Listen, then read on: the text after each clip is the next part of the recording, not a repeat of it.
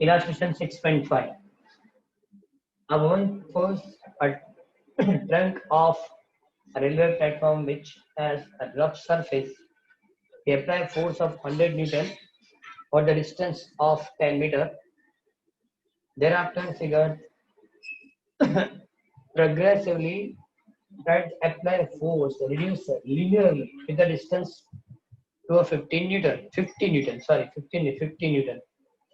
The total distance that the which trunk has been moved 20 meter. पहले 10 after 10. Note the force applied by the woman and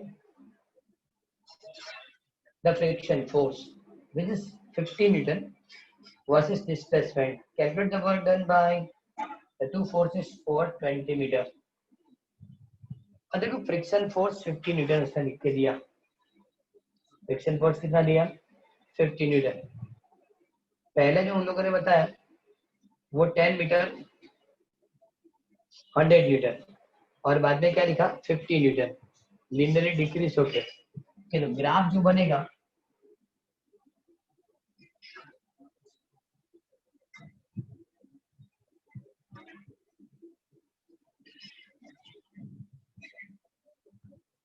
force in Newton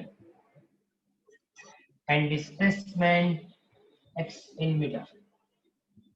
okay यहाँ भी हम suppose 10 और 20 बराबर. तो पहले 10 metre मतलब यहाँ तक तो लीनियर ही रहेगा. ग्राफ ब्लैक से ड्रॉ करेंगे.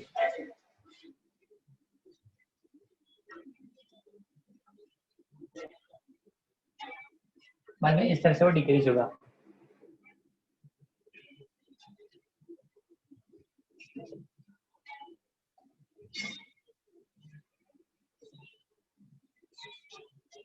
Clear?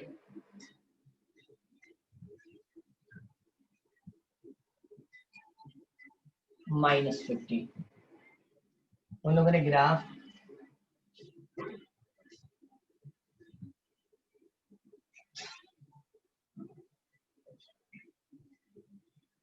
this point A, B, C, D,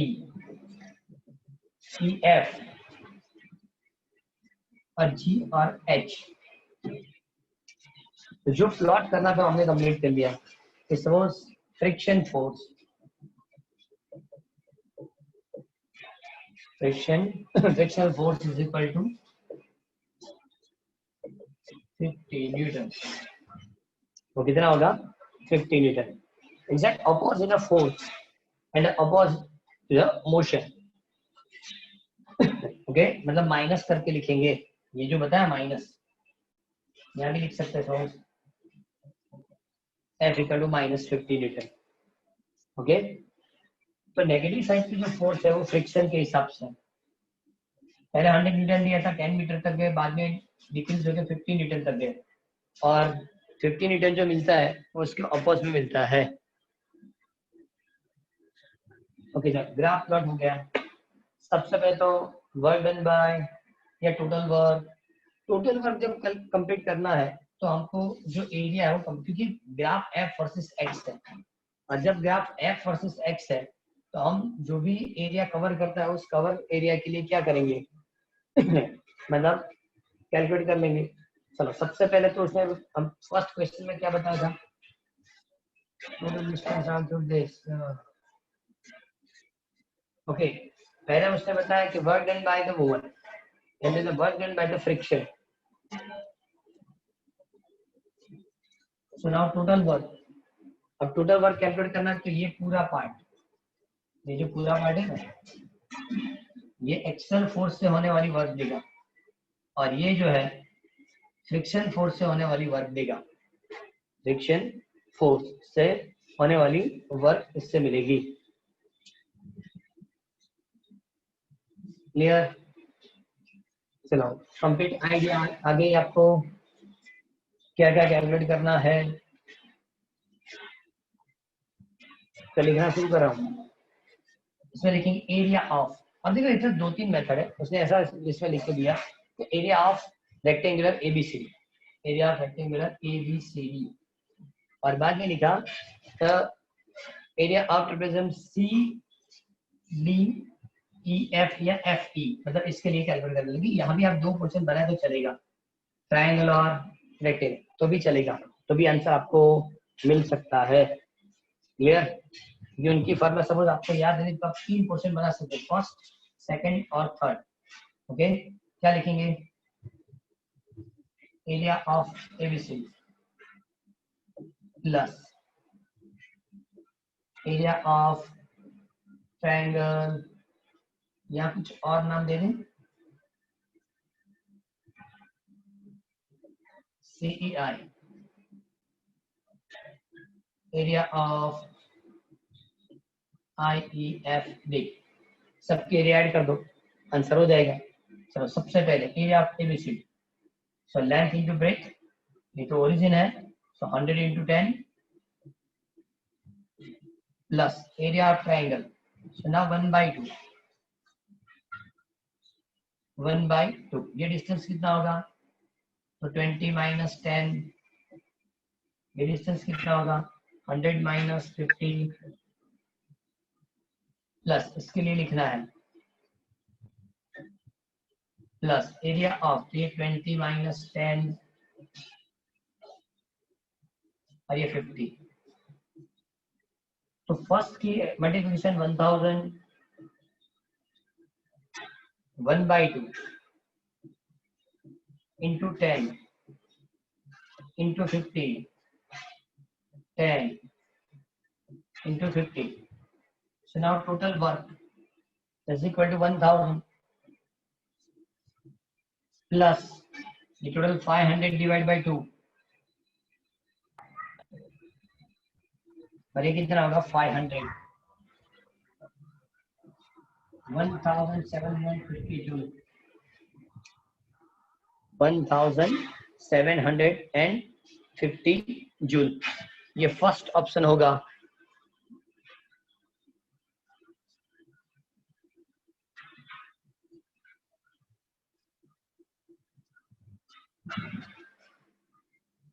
ये इसका फर्स्ट ऑप्शन होगा। ओके, सेकंड कैलकुलेशन में क्या था? Work done by the friction force,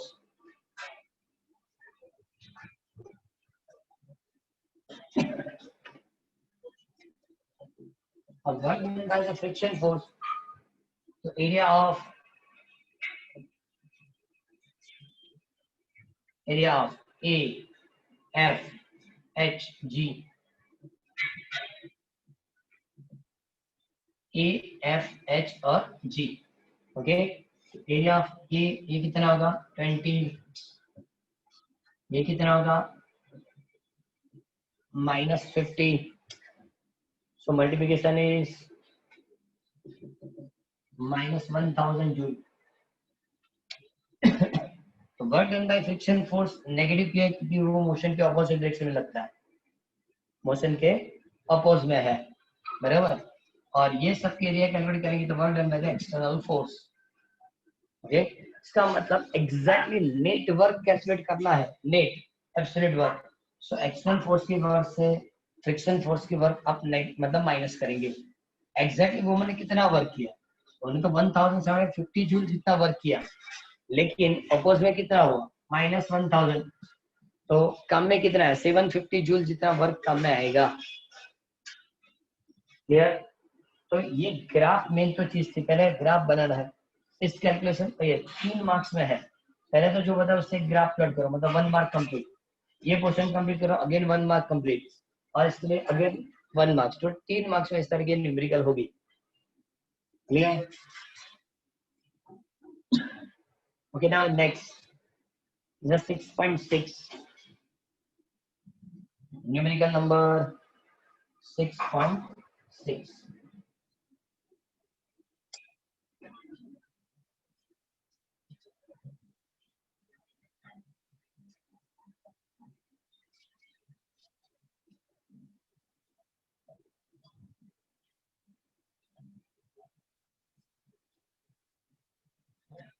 A block of mass m equal to 1 kg moving on the horizontal surface with speed of vi is equal to 2 meter per second. Initial speed is 2 meter per second, and the rough pitch ranging from x equal to 0.1 meter to x equal to 2.01 meter.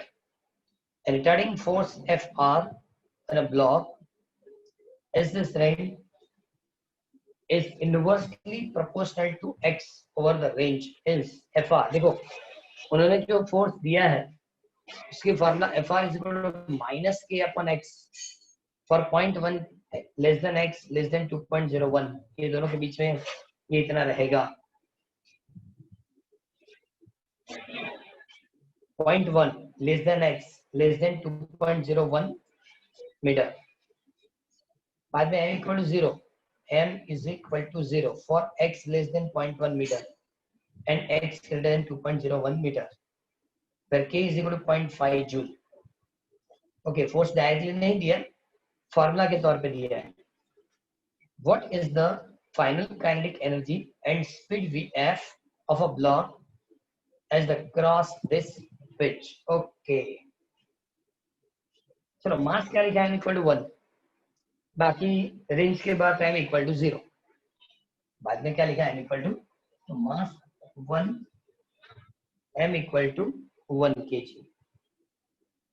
Okay, m equal to 1 kg. Initial speed, so vi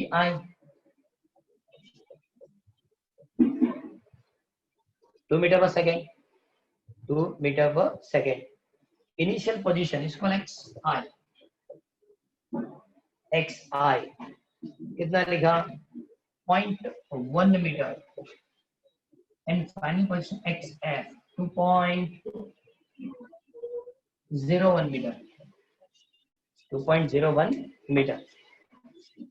अब देखो ये numerical ऐसे तो कुछ है ही नहीं, change in kinetic energy calculate करेंगे. अच्छा क्यों change in kinetic energy calculate करेंगे? इनिशियल काइनेटिक एनर्जी आपको पता है, इनिशियल काइनेटिक एनर्जी पता है आपको, फोर्स दे दिया गया है, फोर्स अप्लाई करने के बाद वर्क का कैलकुलेट करके उसकी रेंज भी दे दी गई है, तो जिससे आपको फाइनल काइनेटिक एनर्जी मिल सकती है. So now kf minus ki is equal to integration क्या लिखेंगे xi to xf f into dx. Work done by variable force in one dimension. मैं फॉर्मूला मैंने एक्सप्लेन की थी. Work done by variable force in one dimension. Variable मतलब जो किसी भी फिजिकल क्वांटिटी के साथ चेंज होता है उसको हम वेरिएबल फोर्स बताते हैं. यहाँ फोर्स लिखा है देखो Fr is equal to minus k by x, मतलब this force is depend on the position, मतलब इसको क्या बताएंगे वेरिएबल. x चेंज हुआ मतलब फोर्स चेंज हो जाएगा. ओके, इसलिए मैंने वर्क की formula xi to xf f into dx ऐसा यूज किया. ओके चलो, इससे फाइनल काइनेटिक एनर्जी कैलकुलेट करना है तो ये उधर जाएगा. सो ki plus integration xi to xf f into क्या लिखेंगे dx. इसकी फॉर्मूला क्या होगी, सो 1/2 mvi square plus xi to xf. Okay, xi to xf. Okay, उसके बाद माइनस के upon x into dx, minus के अपॉन x इंटू dx. अब देखो फोर्स नेगेटिव था, ये 1/2 mvi स्क्वायर माइनस, ये माइनस आगे ले लिया, इंटीग्रेशन xi to xf, तो k भी कांस्टेंट है तो इंटीग्रेशन से बाहर कर दो.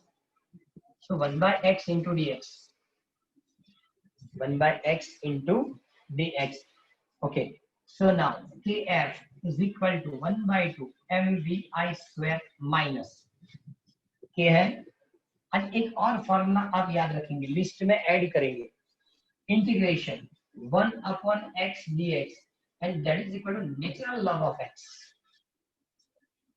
नेचुरल लॉग ऑफ x, आपने जो भी लॉग अब तक देखा सब log 2, तो बेस 10 होता है. बेस क्या होता है 10, लेकिन यही log 2 बेस e, तो इसको नेचुरल लॉग ऑफ 2 लिखा जाता है. क्या लिखा जाएगा नेचुरल लॉग ऑफ 2. अब जो भी लॉग टेबल आपके पास हो बेस 10 के लिए, ई की बेस वाली लॉग टेबल नहीं होती, तो क्या करेंगे? सपोज ये हमको कैलकुलेट करना है, ये हम नहीं जानते, हमको इस तरह से दिया कि लॉग नेचुरल लॉग ऑफ 2 मतलब लॉग 2 बेस ई, तो उसको 2.303 log 2 बेस 10 कर सकते हैं। नेचुरल लॉग से सिंपल लॉग में कन्वर्ट करना है तो आप 2.303 से मल्टीप्लाई करेंगे।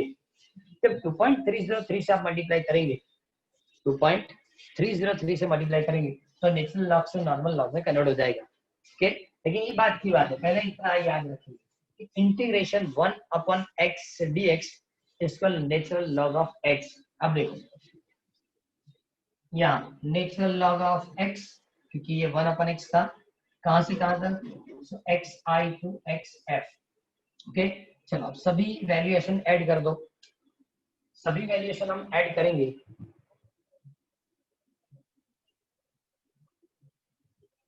ओके, तो सबसे पहले 1/2 minus 1 2 square, what is the value of k, value of k is 0.5। Okay, now natural log of x, लेकिन लिमिट थी 0.1 to 2.01, 0.1 to 2.01। ओके, यहाँ कैंसिल कर दो तो क्या होगा, सिर्फ 2 minus 0.5 natural log of 2.01 minus natural log of 0.1। अब मेरी बात सुनो,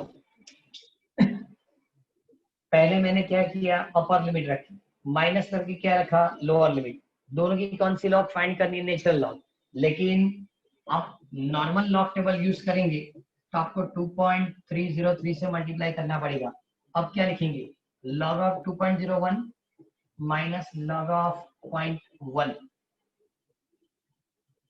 बराबर, clear. So 2 minus 0.5 2.303, what is the log of 2.01। एक चीज और, मेरी बात सुनो, एक सिंपल जो टेक्स्ट दर्पण में दिया वो सबसे इजी रहेगा कि लॉग में सब्ट्रैक्शन कब होता है, लॉग माइनस लॉग लिखेंगे, इसका मतलब क्या है कि दोनों के बीच में डिवीजन होना चाहिए, दोनों के बीच में क्या होना चाहिए, डिवीजन की relation. Suppose x upon y, तो इसको लॉग से सिंपलीफाई करना है तो log x minus log y लिखा जाता है, इसको log ऑफ x बदल। तो यहाँ दोनों के बीच में सब्ट्रैक्शन है, तो हम इसको इस तरह से लिख सकते हैं कि नेचुरल लॉग ऑफ 0.5 हो गया, नेचुरल लॉग ऑफ 2.01 अपन 0.1, क्या हुआ, फिर से मैंने यहाँ लिखा है log of x upon y is equal to log x minus log y।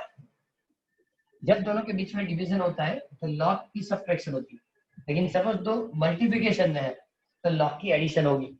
तो यहाँ मेरे पास सब्ट्रैक्शन था तो हमने क्या लिखा, डिवीजन, तो इसको लिखे 2 माइनस 0.5 नेचुरल लॉग ऑफ 20.1, अब 2 माइनस 0.5 इंटू 2.303, हम इसको लिख सकते हैं log ऑफ 20.1।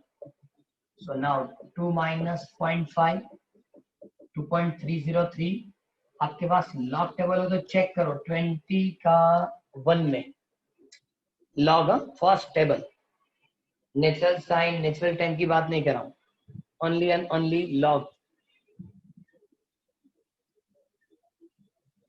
लॉग टेबल वाली टेबल से चेक करो 20.1 1.3032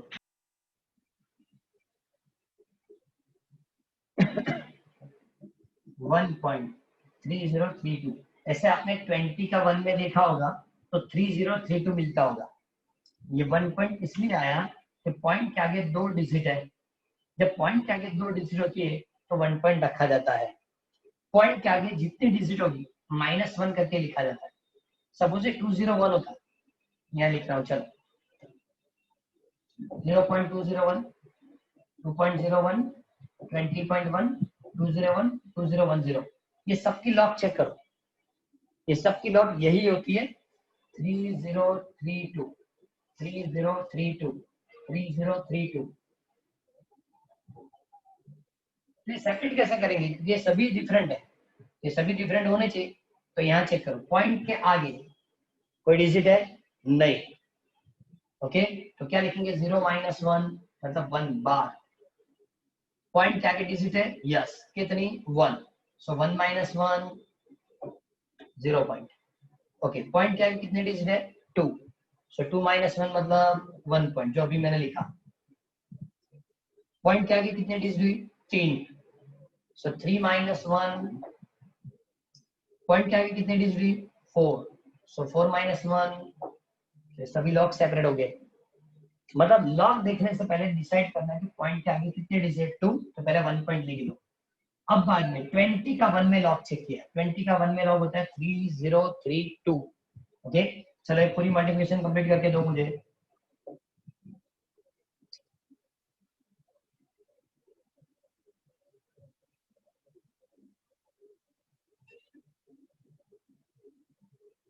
पूरी मल्टीप्लिकेशन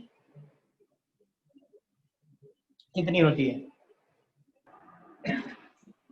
सर अप्रोक्सीमेटली 1.5। मतलब आता क्या है? 1.5006348। 1.5 नहीं 1.500। Double zero. ओके, तब तो छोड़, लेफ्ट कर दो, हाँ। कोई बात नहीं। डबल जीरो मतलब लेफ्ट करो। तो इसका मतलब हुआ कि final kinetic energy KF is equal to 0.5 joule. KF equal to क्या मिला? 0.5 जूल। तो फर्स्ट क्वेश्चन के आंसर आ गई। उसने लिखा था फाइनल काइनेटिक एनर्जी तो 0.5 जूल। अब उसने क्या पूछा कि फाइनल स्पीड VF, तो इसके आगे लिख दो 1/2 mvf square। Okay, and therefore VF square is equal to, so 2 into 0.5 divided by m. So now VF square is equal to 2 into 0.5 divided by 1, मतलब ये तो कैंसिल हो गया। आंसर क्या होगा? So now VF square is equal to 1 and therefore VF is equal to 1 meter per second। तो हमको सबसे पहले क्या मिला? Final kinetic energy KF is equal to 0.5 joule, और इससे क्या फाइंड किया? Final speed. न्यूमेरिकल फिर से एक बार रिपीट कर रहा हूँ। मेन चीज क्या है कि जो कैलकुलेशन की वो प्रॉपरली पता चलनी चाहिए। इधर उन लोगों ने जो बताया था, इसमें मास दिया, इनिशियल वैल्यू दी, और जो वर्क होता है उसके लिए लिमिट दी, कहां से कहां तक वर्क होता है, 0.1 मीटर टू 2.01 मीटर। ओके, क्या कैलकुलेट करना था? Final kinetic energy and final speed. So ना फाइनल काइनेटिक एनर्जी के लिए हमने लिखा delta K is equal to W, the work energy theorem. ये क्या है? Work energy theorem. So KF minus KI is delta K work. तो work की कौन सी फॉर्मूला? वर्क की तो बहुत सारी फॉर्मूला हमने कंप्लीट की थी। Arrow definition W equal to FD cos theta. बाद में work done by the variable force in one dimension, work done by variable force in two dimension, change in kinetic energy equal to work, change in potential energy equal to work, work in elastic potential energy. ये सभी formula work की है, लेकिन यहाँ क्या किया? Single dimension में x equal to 0.1 metre to x equal to 2.01 metre, मतलब जो भी वर्क होता है due to force in one dimension. Second चीज, फोर्स की फॉर्मूला भी दी उसने। वही force F is equal to क्या लिखा था? माइनस K अपॉन x, मतलब फोर्स डिपेंड ऑन x। तो work done by variable force हुआ, तो फॉर्मूला यूज की xi to xf F into dx।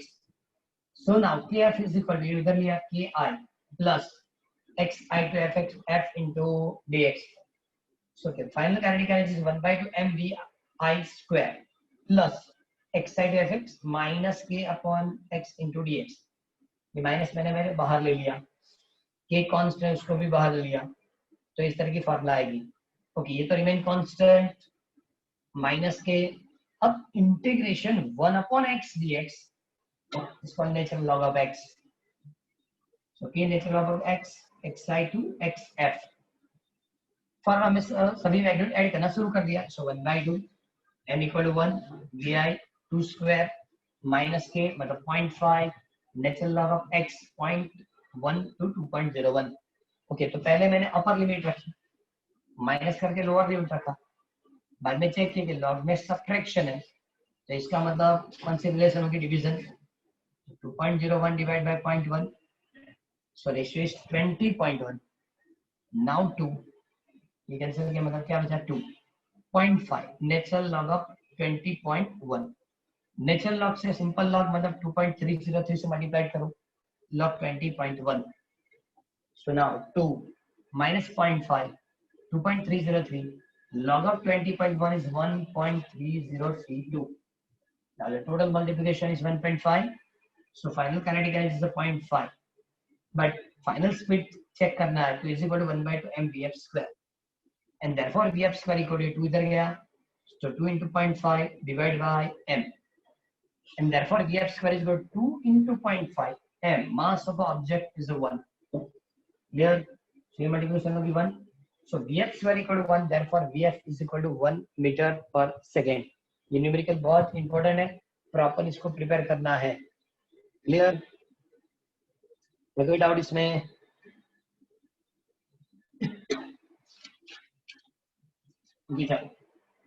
उसके बाद ये वाली जो न्यूमेरिकल है, जब 6 चैप्टर से कभी भी 5 मार्क्स वाली न्यूमेरिकल हुई तो 6.7 इज अ कंफर्म, 6.7 ये कंफर्म रहेगा।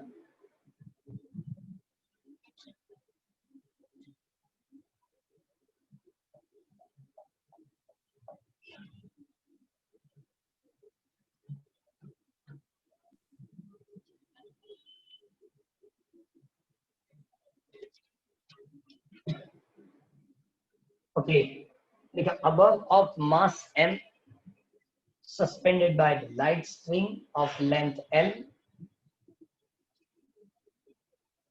okay, it is part a horizontal velocity v0 at the lowest point A such that it's complete a semicircular trajectory in vertical plane with string becomes slick, okay, only in the reaching topmost point. This is shown in a figure, मतलब diagram इसमें देंगे, मैं अभी बना रहा हूँ। Obtain an expression for v0 मतलब initial speed, the speed at the point B and C, the ratio of kinetic energy kb upon kc at B and C. Comment on the nature of the trajectory of above after which at the point C. देखो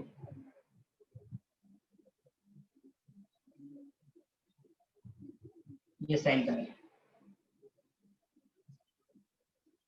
ये B point होगा, C point, ये ए point, मतलब ये fix point है, वहां से ये स्ट्रिंग है, ये एक स्फीयर कनेक्ट कर दिया गया, इसको ऐसे रोटेट करेंगे with velocity v0, weight in downward direction is called mg, okay, okay, tension in string at point A is a TA, TA, लेकिन यही स्ट्रिंग ऊपर जाएगी, तो उसने ऊपर ड्रा करके दिया, तब जब स्ट्रिंग ऊपर जाएगी weight mg downward, tension also in downward। ये डायग्राम इन लोगों ने ड्रा करके दिया है, क्या क्या कैलकुलेट करना है, पहले v0, देन ओके स्पीड, पहले v0 मतलब speed at point A, speed at point B, speed at point C, तीनों कैलकुलेट करना है, और B और C पे जो काइनेटिक एनर्जी है उसकी रेशियो भी फाइंड करनी है। ओके, जो पहली पैराग्राफ दर्पण में लिख के दी वो चेक करो। अच्छा, two forces acting on a ball, gravity and second tension in string, gravity और टेंशन इन स्ट्रिंग, समझ, स्ट्रिंग के साथ आप हैवी ऑब्जेक्ट रखेंगे तो स्ट्रिंग के अंदर एक टेंशन प्रोड्यूस होगा, ओके, ये फिक्स पॉइंट है, और वेट इन डाउनवर्ड डायरेक्शन, बाद में लिखा है the work is not done by the tension in string, ऐसा क्यों, क्या लिखा उसने, फिर से स्टेटमेंट पढ़ा हूं, the work is not done by the tension in the string because the displacement of above always normal to the string. पता चल रहा है क्यों? ये टेंशन जो है उससे कभी वर्क नहीं होगा इसके ऊपर. क्यों नहीं होगा? क्योंकि ये इस डायरेक्शन में जा रहा है. मतलब ये टेंशन फोर्स और ये displacement force and displacement both are perpendicular to each other, then work is equal to 0 because the formula of work is the FD cos theta. और theta 90, cos 90 तो 0 हो जाएगा. cos 90 क्या होगा? 0. इसलिए टेंशन जो है वो टेंशन से कभी भी आपको नहीं मिलेगा, वर्क नहीं होगा. ओके, लिखा है the potential energy of ball is affected with the gravitational force only and the mechanical energy of the system conserved. तो सिंपल चीज है. अब ये सिंपल चीज हो गई. उन लोगों ने क्या कर दी? पोटेंशियल एनर्जी ड्यू टू क्या होगा? Gravitational force.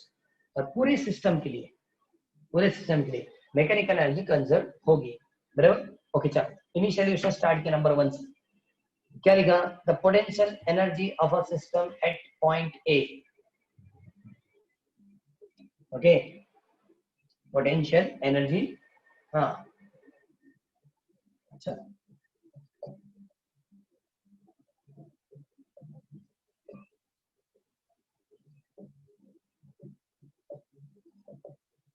Potential energy point ए क्या लिखेंगे? mgh. लेकिन यहां से तो मोशन स्टार्ट होती है. ओके, यहां से क्या स्टार्ट होती है? मोशन. इसका मतलब h equal to 0 and therefore potential energy mghl जो भी लिखेंगे इक्वल टू 0. दर्पण में l इक्वल टू 0 लिखा होगा और इसको mgl लिखा होगा. क्यों? लेंथ और हाइट, पेंडुलम की लेंथ या पेंडुलम की हाइट इक्वल हो जाती है. इस पॉइंट से ही हम पोजीशन चेक करेंगे. यहाँ से सपोज स्पीड ऊपर गया तो कितना गया? लेंथ जितना. यहाँ गया तो कितना गया? 2l जितना. हाइट यहाँ से ही मेजर होती है तो यहाँ हाइट क्या होती है? 0. इनिशियल पॉइंट के लिए हाइट 0. तो उसका मतलब वहां एनर्जी कितनी हो जाएगी? 0 होगी. ओके, यहाँ वेलोसिटी क्या लिखी? यहाँ वेलोसिटी क्या लिखी? v0. अब लिखा है the total mechanical energy at point A.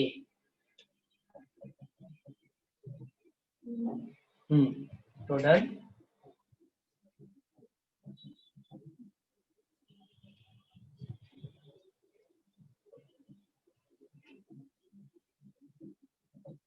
Mechanical energy at point A. Mechanical energy का मतलब क्या होता है? Potential energy plus kinetic energy. Potential energy मतलब इसको U करके लिखेंगे, U एट पॉइंट ए. यहाँ भी सामने लिख देता हूँ. और काइनेटिक एनर्जी पॉइंट ए. चलो, potential energy at point A equal to 0 but kinetic energy at point A not equal to 0. 1/2 m और वेलोसिटी दी है 1/2 mv0 square. So now E is equal to 1/2 mv0 square. यहाँ तक पता चला? ये length है, यहाँ से पेंडुलम रखा गया मतलब स्ट्रिंग है, यहाँ स्फीयर. इसको आगे ले जाएंगे, यहाँ चेंज करेंगे तो height equal to 0, length equal to 0 और इसके potential energy mgl equal to 0. लेकिन इसकी काइनेटिक एनर्जी कितनी? सॉरी, इसकी वेलोसिटी कितनी है? v0. तो यहाँ काइनेटिक एनर्जी क्या होगी? 1/2 mv0 square. So total mechanical energy is equal to potential plus kinetic. So E is equal to 1/2 mv0 square. Number 1. ये किसके लिए लिखा मैंने? A पॉइंट के लिए. चलो आगे लिखा है Bob moving circular. The resultant force in a string is equal to centripetal force. Resultant force in string is equal to क्या होगा? Centimetre force. लेकिन रिजल्टेंट कितना होगा? देखो ऐसे रोटेट हो रहा है तो इसका मतलब ये हाईएस्ट होगा. टेंशन फोर्स है वो हाईएस्ट फोर्स. ऑपोज में कौन सा है? mg is equal to centimetre. Centimetre की formula mv square by r. r की जगह क्या रखेंगे? लेंथ. तो इसने क्या? ta minus mg is equal to mv0 square by l. ta क्या है? Tension in string at point a. बराबर. लेकिन चेक करो, ये जब ऊपर जाएगा यहाँ सी पॉइंट पे आएगा तो टेंशन होगा. जब ये सी पॉइंट पे जाता है तब टेंशन होगा नहीं, क्योंकि देखो ऐसा थ्रेड है, ये स्ट्रिंग है, ये आपने स्फीयर रखा, लेकिन जैसे आपने रोटेट किया था तो ऊपर गया तो स्ट्रिंग में टेंशन नहीं होता। पैराग्राफ पढ़ो, उसमें लिखा है when TA is a tension in a string A at highest point C the string stretch, मतलब stressless, मतलब इसमें स्ट्रेस नहीं होगा, मतलब टेंशन बिकम 0। तो लिखेंगे at point C, at point tension TC is equal to 0, tension TC is equal to 0. Now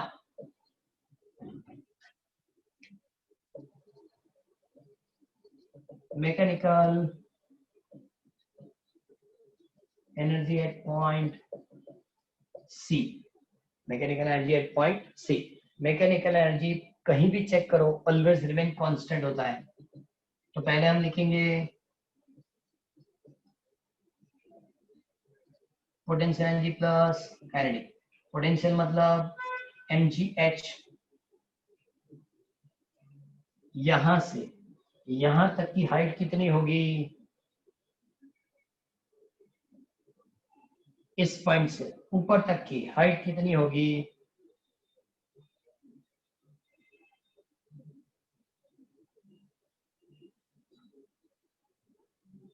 यहां से स्टार्ट करेंगे ऊपर तक हाइट कितना होगा, डायमीटर ऑफ सर्कल, और डायमीटर ऑफ सर्कल लिखना है तो ये लेंथ है l, ये भी लेंथ है l, तो इतना क्या होगा 2l। क्या लिखेंगे 2l, तो इसमें लिखेंगे 2l। Now velocity at point C, so 1/2 mv square is equal to kinetic energy E। so now E की फॉर्मूला क्या आएगी 2 mgl plus 1/2 mv square, बराबर। लेकिन एक चीज और, एट पॉइंट C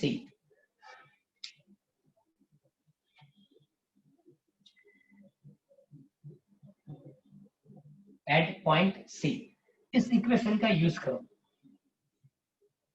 टेंशन तो है ही, तो इसका मतलब क्या होगा mg is equal to mv square by r, r की जगह क्या लिखेंगे l। At point C mg और ये दोनों क्या होंगे इक्वल, लेकिन यहाँ क्या लिखना पड़ेगा v0 इनिशियल पॉइंट के लिए था, यहाँ की वेलोसिटी क्या होगी c। क्लियर। तो इससे हम क्या कैलकुलेट कर सकते हैं कि vc square is equal to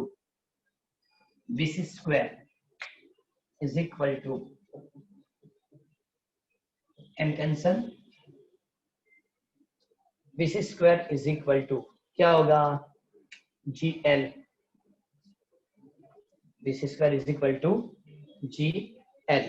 okay, and therefore E is equal to, यहाँ ऐड कर देंगे 2 mgl plus 1/2 m vc square is equal to क्या लिखेंगे gl। So what is addition 5/2 mgl, 5/2 mgl। Okay, is a total potential energy at point C। ये क्या था potential energy at point A। Okay, अब check करो, ये दोनों ने कंपेयर कर दिया from 1 and 2, potential energy conserve होगी, इसका मतलब 1/2 mv0 square 5/2 mgl, m cancel 2 cancel, v0 square is equal to 5gl, and the initial velocity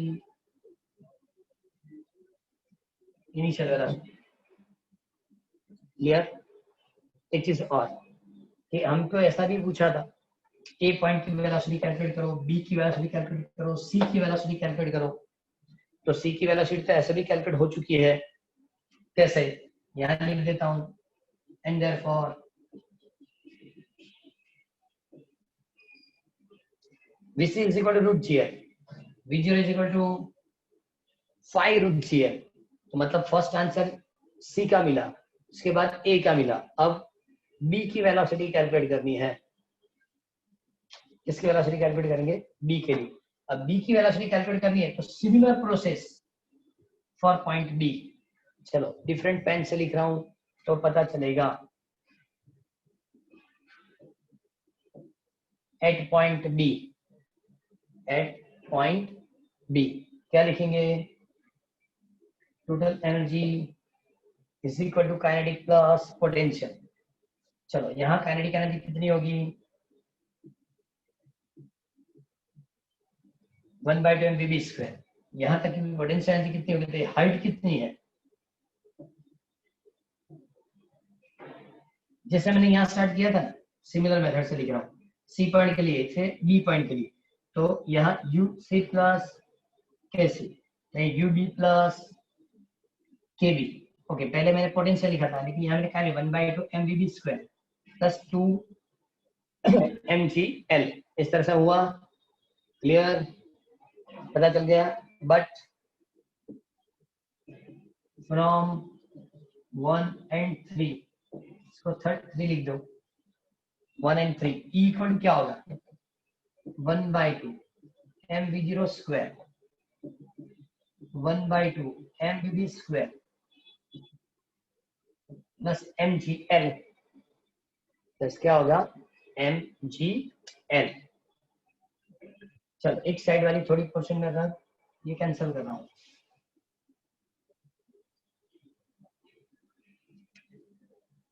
अब according to this equation v0 equal to v0 is equal to √5gl, लेकिन v0² is equal to 5gl 1/2 mv² plus mgl। Okay, अब देखो ये क्या होगा? 5/2 gl, सब में से m m m मैंने कैंसिल कर दिया। 5/2 gl is equal to vb²/2 plus क्या लिखेंगे? gl। ये जेल उधर शिफ्ट कर दो। So vb²/2 is equal to 5/2 gl minus gl is equal to 3/2 gl। अब ये दोनों को कंपेयर करेंगे, 2 कैंसल, तो vb² is equal to 3gl and vb is equal to √3gl। तो कितनी वेलोसिटी हमको कैलकुलेट करनी थी? C point, A point, B point. इसके लिए मैंने यूज क्या किया? Law of conservation of mechanical energy. सबसे पहले ए पॉइंट के लिए लिख लिया, बाद में सी के लिए लिखा, ए के साथ कंपेयर किया, बी के लिए लिखा, ए के साथ कंपेयर किया, जिससे तीनों वेलोसिटी मिली। तो ये फर्स्ट ऑप्शन कंप्लीट हुआ। कौन सा हुआ? फर्स्ट। अब उन लोगों ने क्या बताया? अभी डायग्राम की जरूरत नहीं है।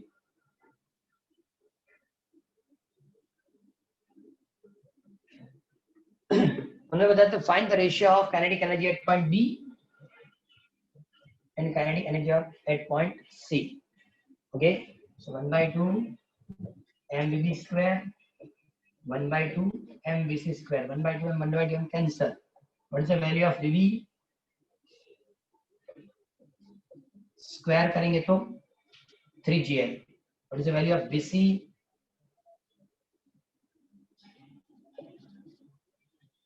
क्या लिखेंगे?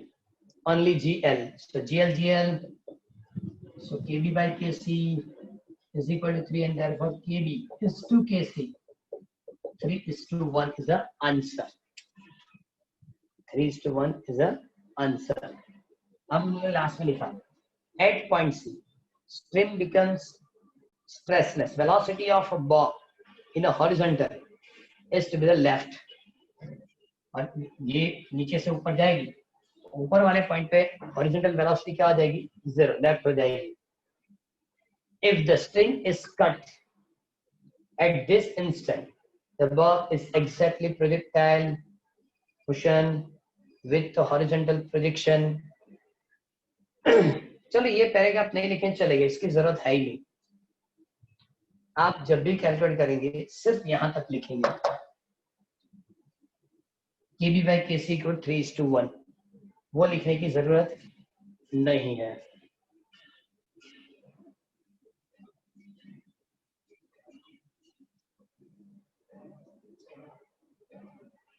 इसको लेफ्ट करो, वो करेगा, आप लिखेंगे, लिखने की जरूरत है, लेकिन इतना पूरा कंप्लीट करना पड़ेगा कि ए पॉइंट की वेलोसिटी, बी पॉइंट की वेलोसिटी, सी पॉइंट की वेलोसिटी कैलकुलेट करनी है, बराबर, और बाद में दोनों काइनेटिक एनर्जी की रेशियो कैलकुलेट करनी है, दोनों काइनेटिक एनर्जी की रेशियो कंप्लीट कर देनी है। तो ये न्यूमेरिकल था 6.7। जब भी आपको किसी भी एग्जाम में बताया गया कि सपोज 6 चैप्टर से 5 मार्क्स क्वेश्चन होगी, तो उसको 100% प्रिपेयर करना है, इस न्यूमेरिकल को 100% प्रिपेयर करना पड़ेगा। चलो लास्ट न्यूमेरिकल लेते हैं आज, सिर्फ 4 न्यूमेरिकल, ये लेंथी है, इसको समझने में टाइमिंग जाएगा और लिखना भी पड़ेगा, इसलिए ओके। 6.8 लास्ट, आज 4 न्यूमेरिकली कंप्लीट करेंगे। फिर से बता रहा हूँ, इसमें लास्ट वाली आप पैराग्राफ नहीं बताएंगे तो भी चलेगा,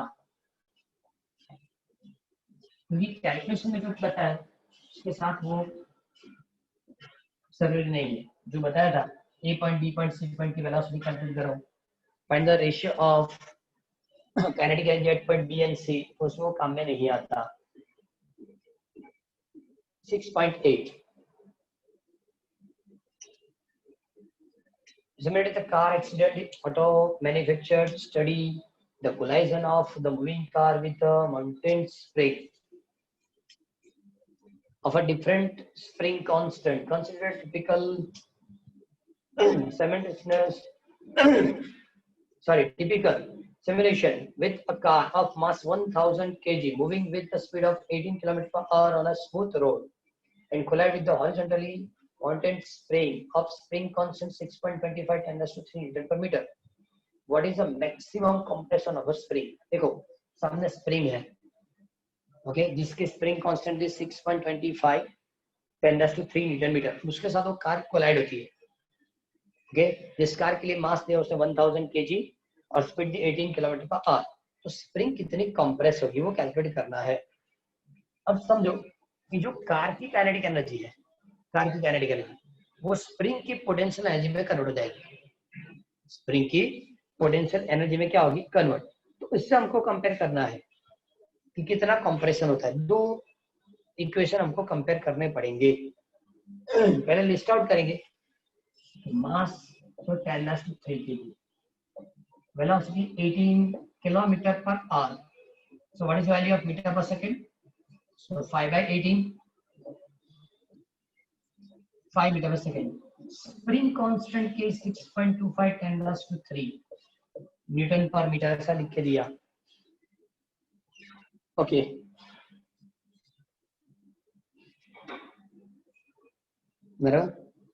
and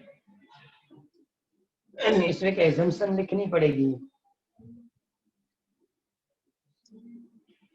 suppose maximum compression,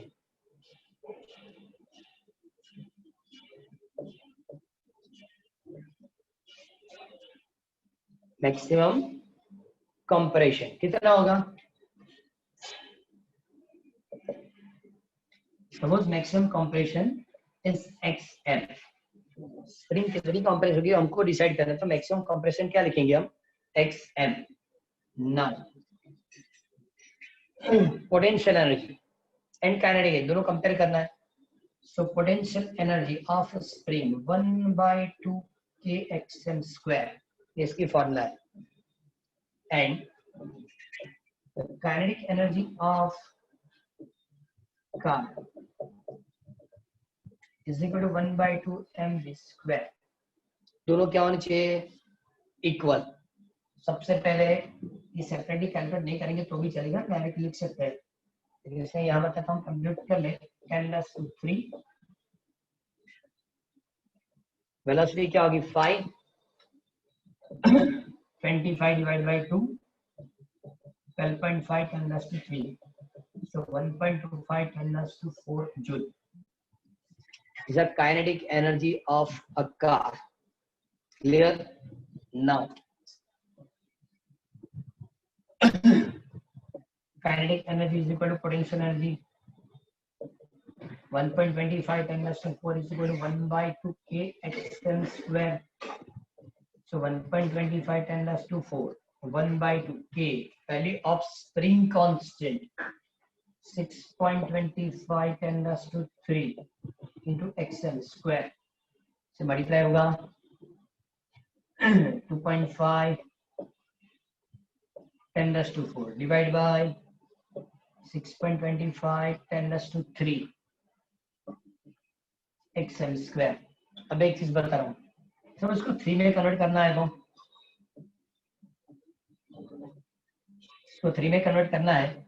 so 25 into 10 raised to 3 6.25 10 raised to 3 ये कैंसिल हो जाएगा। चेक करो 6.25 into 6.25 into 4 मतलब 25 होगा। 6.25 into 4 so xn square is equal to 4 and therefore xn equal to 2। Unit क्या होगा, मतलब जब कार स्प्रिंग के साथ कोलाइड होगी स्प्रिंग 2 मीटर जितनी कंप्रेस होगी। क्लियर? तो इसमें मतलब ये न्यूमेरिकल भी पहले वाले न्यूमेरिकल की तरह ही था, लेकिन इसमें शॉर्ट था क्या कि काइनेटिक एनर्जी स्प्रिंग की पोटेंशियल एनर्जी में कन्वर्ट हो जाती है। Kinetic energy of a car spring की पोटेंशियल, काइनेटिक एनर्जी मतलब 1/2 mv स्क्वायर जो कैलकुलेट किया, लेकिन स्प्रिंग की potential energy 1/2 kx square. Clear?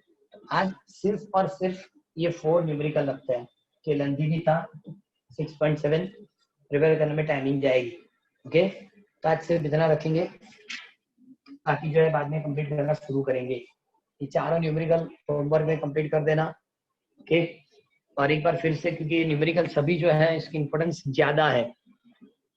Okay, और इसलिए बता कि सभी न्यूमेरिकल जो इसको प्रॉपर्ली एक बार लिखना तो है, लेकिन साथ में चेक भी करना है कि कहीं ना कहीं डाउट हो तो आप इसको प्रॉपर्ली कंप्लीटली, क्योंकि नंबर ऑफ इक्वेशंस आपने पढ़े हैं लेकिन कहाँ कौन सी यूज करनी वो पता नहीं चलेगी। इसको प्रॉपर्ली कंप्लीट कर देना। बराबर? चलो आज इतना ही रखेंगे।